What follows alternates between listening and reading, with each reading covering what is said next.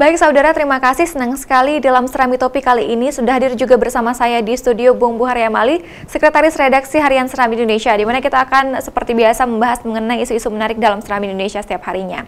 Selamat pagi Bung Buhari. Pagi Nana. Ya, Bung Buhari, dari informasi yang cukup banyak berita masuk di meja redaksi dari sejak kemarin hingga tadi malam. Informasi apa yang cukup menarik, Bung? Ya, ada dua tema yang hangat dibicarakan sepanjang kemarin dan menjadi topik hari ini. Itu soal statement gubernur saat pelantikan wali kota Losmawe dan Bupati Aceh Utara kemarin, soal kek. Kemudian yang kedua, polisi di PD dia menemukan satu tas yang berisi peluru dan juga pisau dan surat ISIS. Nah, ini juga sangat mengejutkan di tengah teror yang dilakukan terhadap aparat keamanan. Ini menjadi dua topik yang pilihan untuk hari ini. Cukup menarik sekali, seperti yang sudah Bung Buhari sebutkan, berita yang pertama itu terkait dengan gubernur, yang memang akhir-akhir ini kita terus menyorot tentang kegiatan gubernur, Bung, seperti itu. Informasi secara rincinya mungkin seperti apa, Bung? Ya, kita tahu hari Selasa kemarin, gubernur juga bertemu dengan sehari sebelum pelantikan ini bertemu dengan Presiden Jokowi. Di sana kita dapat informasi bahwa Gubernur Irwandi Yusuf berhasil melobi Presiden Jokowi tentang kebijakan KEK ini, kawasan ekonomi khusus yang di Losmawe.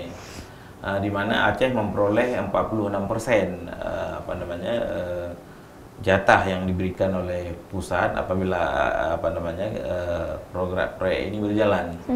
Dan dulu kan kita tahu bahwa ini macet, beberapa kali macet akibat ada tolak tarik antara pemerintah Aceh yang saat itu dipimpin oleh Jaini Abdullah.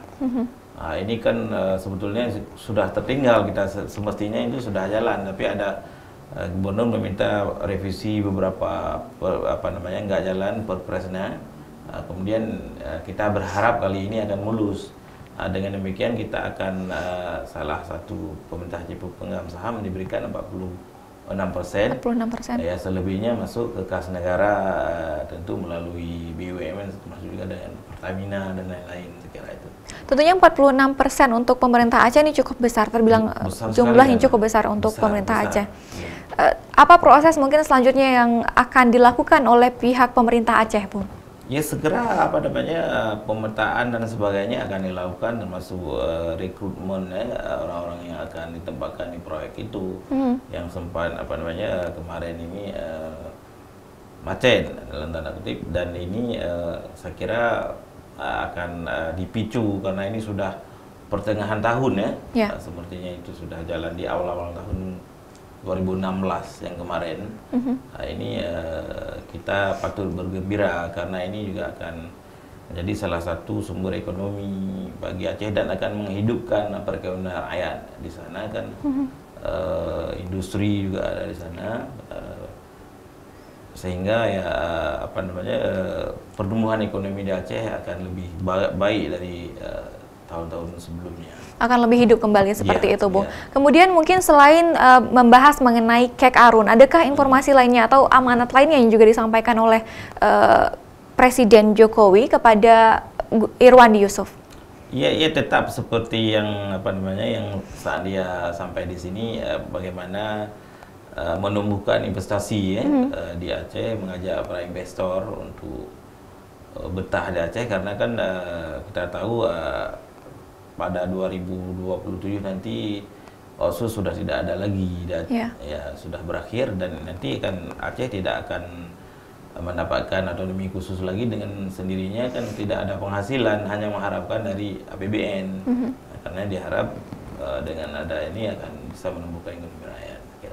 Baik, terkait dengan informasi yang sudah kita bahas tadi, KEK Arun dan juga kegiatan Gubernur Aceh saat di Losmawe dan juga Aceh Utara, bisa Anda baca secara lengkap dalam Harian Serambi Indonesia edisi hari ini, tentunya di headline news seperti itu. Informasi lainnya juga, Bung, yang tadi sudah Bung Buhari sebutkan terkait dengan tas yang berisi peluru seperti itu.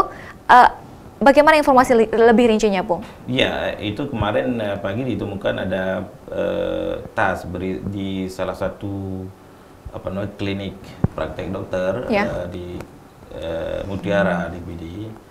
Ada tas, kemudian di dalamnya ada peluru AK, ada peluru FM, kemudian ada pisau, ada surat isi.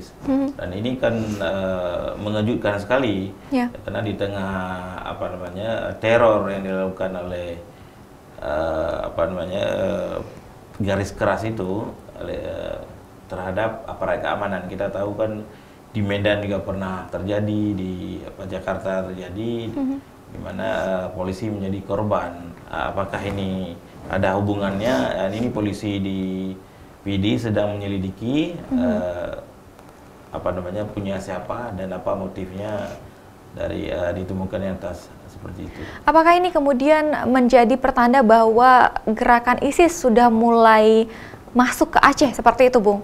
Ya, mungkin kita tidak bisa menjawab hitam putih, tetapi harus diwaspadai gejala-gejala yang seperti ini karena ya bisa saja saya kira, tetapi dengan adanya ini menjadi sinyal saya kira untuk PR bagi aparat keamanan untuk lebih waspada terhadap gerakan yang sangat tidak masuk akal ini,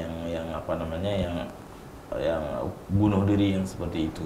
Tentunya ini juga sebuah warning mungkin seperti itu, informasi yang juga disampaikan kepada masyarakat untuk lebih hati-hati seperti itu, Bu. Iya, masyarakat dan terutama kan sasaran mereka itu kan aparat keamanan ya, khususnya polisi.